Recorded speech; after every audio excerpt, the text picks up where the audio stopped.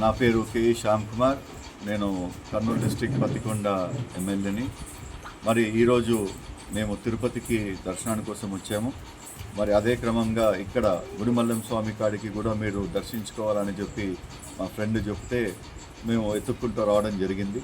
మరి ఇక్కడికి వచ్చిన తర్వాత చాలా బ్రహ్మాండమైన ఫీలింగ్ ఒకటి వచ్చింది. ఎందుకంటే మరి మొత్తం యావత్ భారతదేశంలో మొదటి శివాలయం అని చెప్పారు. మరి 2400 years కిందికి వీళ్ళు లెక్క జమ చేస్తున్నారు. మరి అదేవిధంగా బ్రహ్మ, విష్ణు, మహేశ్వరుడు ఒకటే శిలలో ఉండడము, అది కాకుండా ఇక్కడ ఆర్కియాలజీ డిపార్ట్మెంట్ ద్వారా అన్నీ కూడా ఏదైతే పాతకాలం హిస్టరీ ఉందో అవన్నీ కూడా చాలా బ్రహ్మాండంగా చెప్పడం జరుగుతుంది.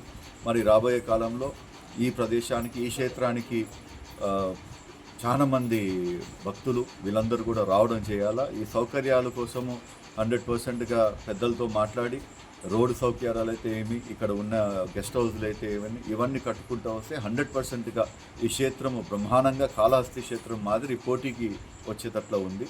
మరి రాబోయే కాలం ఇక్కడ పనిచేసే వాళ్ళందరికీ కూడా మరి స్వామి దయ ఉంటే అందరూ కూడా మంచి జరుగుతుంది. క్షేత్రం కూడా చాలా పెద్దగా అవుతుందని ఆశిస్తూ మరి సెలవు తీసుకుంటాం.